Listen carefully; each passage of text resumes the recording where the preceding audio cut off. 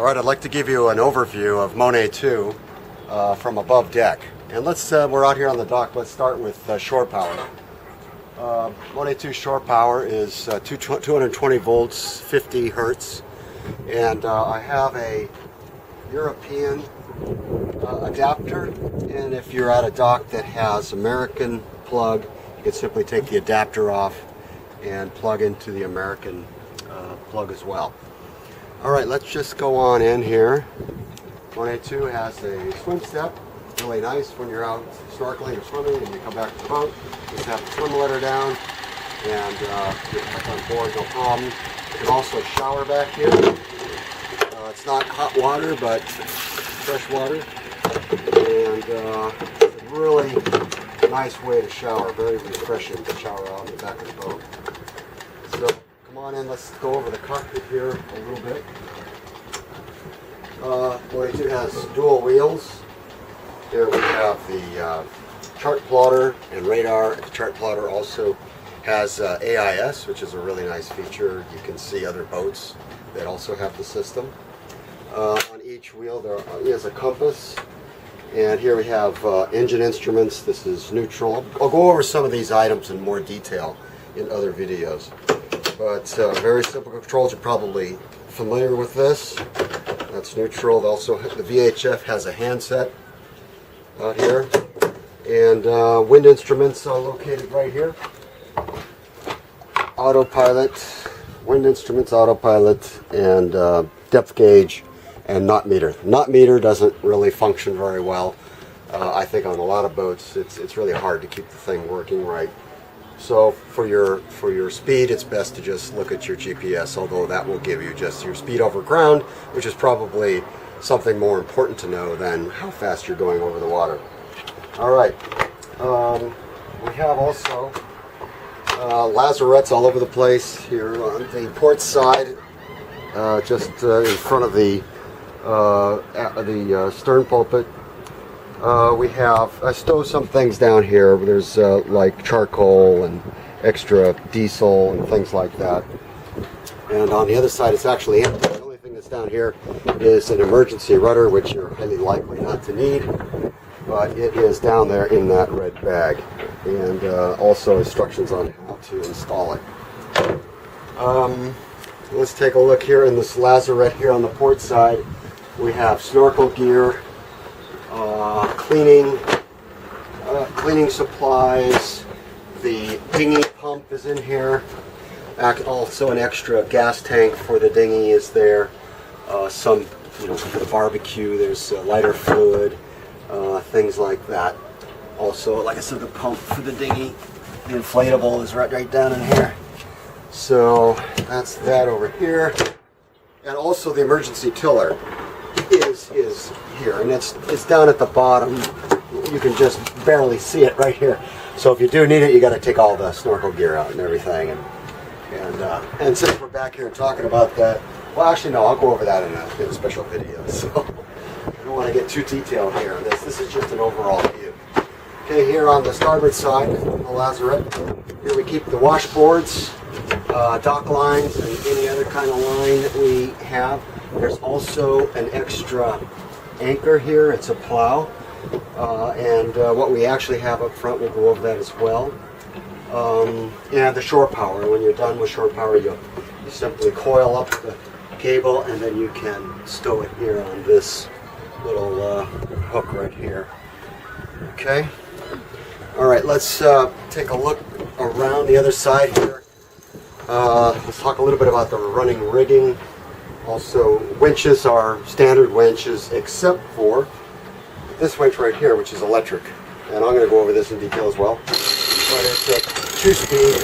The high gear is the gray button, low gear is the red button, and it's really convenient for hoisting the mainsail. Also, it can be used to furl the head sail, which is a really nice feature, which I'll go over again in detail in another video. Here are the lines. All the lines run to the cockpit, so you never really have to go leave the cockpit to do anything with the sails. So over here and here, of course, we have the Traveler. And then aside from that, let's start from left to right. This is the spinnaker halyard. Don't have a spinnaker, but the spinnaker halyard could be used for other purposes. Let's say for some reason you want to put the dinghy on the deck, you can do that. Or lift someone out of the water, you can do that as well. And this is the jib halyard, which you're probably not going to use because it's a roller furling jib. So just so you know, it's there. This is the main sheet. This is the main halyard, and this is the boom bang. And then over here we have our reefing lines.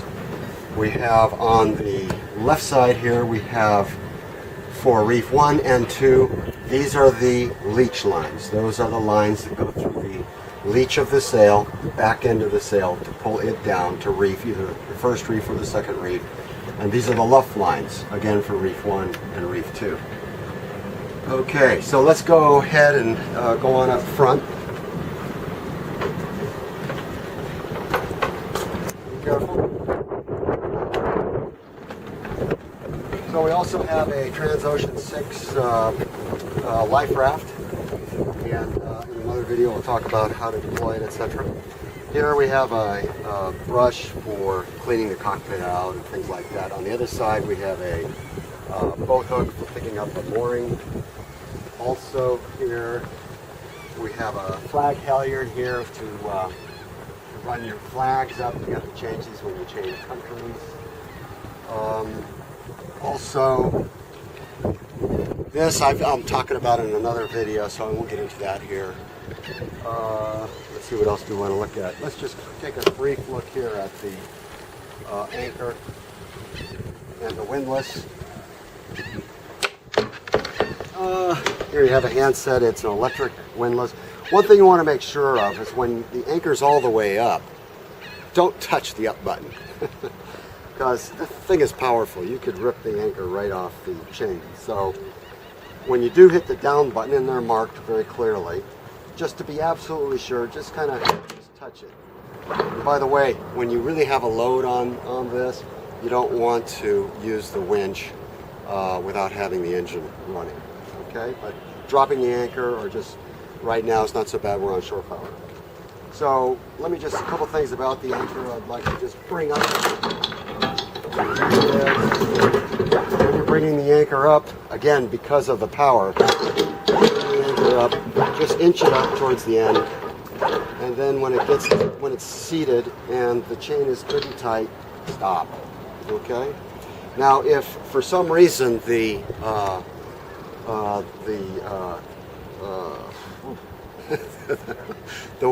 windlass doesn't work, then it's probably, most likely, it's the circuit breaker, which I'll show you in another video where that is. But the other possibility is the handset in the connection down below. That can get corroded sometimes, but in the case of Monet 2 at this time, which is 2014, I just changed it out last year, so it should last another 8 years or so. But if it isn't working and you need to do it manually, you can raise and lower the anchor using this manual tool. And to lower, you simply loosen this this nut right here, and it'll come down. Okay. If you need to raise it, well, let's just go ahead and lower it a little bit so we can see how to raise it. Just let a little chain out. Okay.